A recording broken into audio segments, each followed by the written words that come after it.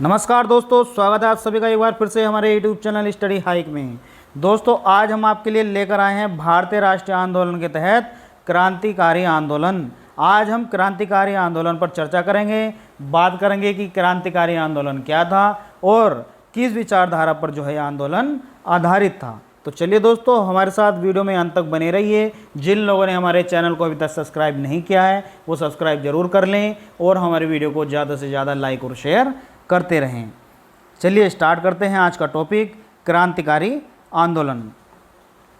क्रांतिकारी आंदोलन का जो उभार है वो 1909 के बाद से ही माना जाता है, जब नरमपंथ कमज़ोर पड़ गया, अप्रासंगिक हो गया और गर्मपंथ जो है बहुत लोगों ने वहाँ से संन्यास ले लिया। मैंने आपको बताया था कि स्वदेशी आंदोलन के दौरान जो है गर्मपंथी और नरमपंथी दोनों ही जो है आपस में उनका एक वैचारिक मतभेद था। यानी कि जो गर्मपंथी थे वो पूर्ण आज़ादी की बात करते थे और जो नरमपंथी थे वो डोमिनियन स्टेटस की बात करते थे, जिसके अंतर्गत कुछ विभाग अंग्रेज़ों के पास रहते और कुछ विभाग प्रांत के अंतर्गत सारे भारतीयों के पास रहते। तो इसी विचारधारा में जो है उनके बीच आगे चलकर मतभेद हो गया और 1907 में कांग्रेस के सूरत अधिवेशन में दोनों में जो है विभाजन हो गया। इसी के बाद से जो है 1909 के बाद से हम जो है क्रांतिकारी जो है आंदोलन का हम शुरुआत मान सकते हैं। बात करेंगे इसमें जो है महाराष्ट्र में जैसे कि अभिनव भारत, जिसे पहले मित्र मेला के नाम से जाना जाता था, बंगाल में युगांतर और अनुशीलन समिति, पंजाब में अंजुमने मुहिबान वतन और मद्रास में भी जो है इनकी सक्रियता थी। बात करेंगे कौन थे क्रांतिकारी। यह लोग जो है युद्ध जीतकर आज़ादी चाहते थे और इनकी आज़ादी इनको कैसे मिलेगी, तो नेशनल आर्मी की सहायता से राष्ट्रीयता जगाकर, यानी कि जो नेशनल आर्मी है उसमें हम राष्ट्रीयता जगाकर उनकी सहायता से युद्ध छेड़ेंगे और उससे जो है आज़ादी प्राप्त करेंगे। इसकी जो इन्हें सीख मिली थी वो मिली थी 1857 से। यानी कि 1857 में जो सैनिक विद्रोह हुआ था, यानी कि सैनिकों ने जो है विद्रोह कर दिया था, उसी को आधार बनाकर उसी से शिक्षा प्राप्त कर कर इनके दिमाग में जो है यह विचार आया। दूसरे बात करते थे जन समर्थन होगा।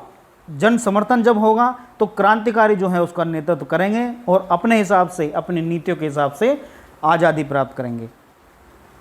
तीसरा कारण ये बता रहे हैं विदेशी सहायता से, यानी कि जर्मनी जो है इंग्लैंड के खिलाफ था और इसी प्रकार से जो देश अन्य इंग्लैंड के खिलाफ थे वो भी जो है हमारी मदद इसमें करेंगे। बात करेंगे कि इनकी जो उद्देश्य है युद्ध जीतकर आज़ादी पाने का, उसकी पूर्ति का उपाय क्या होगा। तो उसमें धन की ज़रूरत होगी, क्रांति के अध्ययन की ज़रूरत होगी। तो धन की ज़रूरत कहाँ से पूरी करेंगे, इसके लिए उन्होंने सरकारी खजानों पर जो है कब्जा करना शुरू किया। इसी के अंतर्गत हम देखते हैं 1908 में बर्रा डकैती। और क्रांति के अध्ययन के लिए, इसके लिए उन्होंने बताया कि विदेशों में जाकर जो है क्रांतिकारी प्रशिक्षण लेंगे बड़े पैमाने पर। लेकिन समस्या क्या थी, समस्या थी यह जो उपाय था युद्ध के द्वारा आज़ादी प्राप्त करने का उपाय, यह था दीर्घकालिक। इसके लिए हमें बड़े पैमाने पर जो है तैयारी करनी पड़ेगी। तो जब तक मोर्चा तैयार नहीं हो जाता तब तक इन्होंने सक्रियता बनाए रखने के लिए प्रतिरोधक हमला करने की जो है योजना बनाई। ऐसे अधिकारियों पर ये हमला करेंगे जो कि बहुत ही निर्दयी थे, क्रूअल थे, जो भारतीयों से अच्छा व्यवहार नहीं करते थे।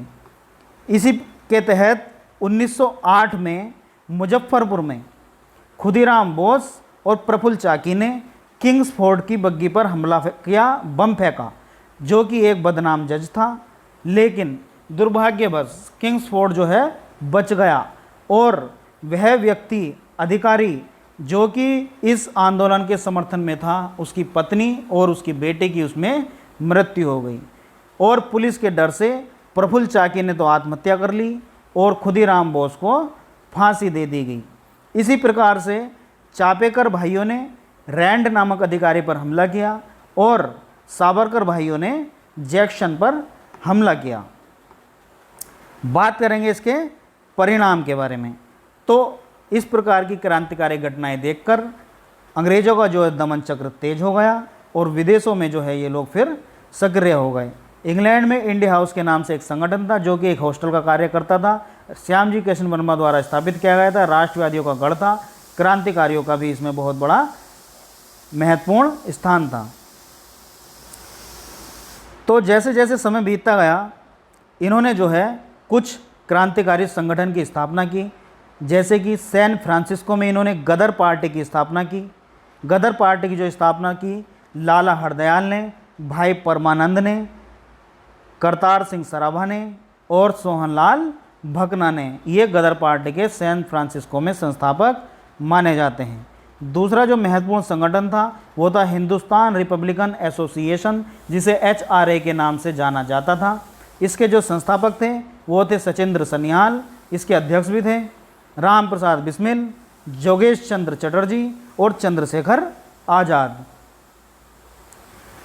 ये जो संस्था थी HRA, इसके द्वारा 1925 में काकोरी नामक स्थान पर सहारनपुर से लखनऊ जा रही पैसेंजर ट्रेन में डकैती डालकर खजाना लूटने का जो है इन्होंने काम किया, और यह घटना काकोरी कांड के नाम से जो है प्रसिद्ध हुई। 29 क्रांतिकारी इसके अंतर्गत गिरफ्तार किए गए थे। इसी में राम प्रसाद बिस्मिल थे, अशफाक उल्ला खां, रोशन लाल, राजेंद्र लाहिड़ी, इन लोगों को जो है इसमें फांसी दी गई और चंद्रशेखर आज़ाद जो है बचकर फरार हो गए।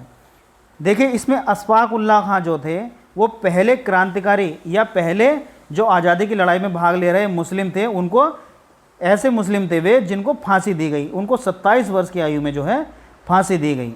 उल्लेखनीय इसमें यह है कि चंद्रशेखर आज़ाद जो है इसमें फरार हो गए और हिंदुस्तान रिपब्लिकेशन एसोसिएशन के ये एकमात्र सदस्य थे जो कभी भी पुलिस की गिरफ्त में नहीं आए।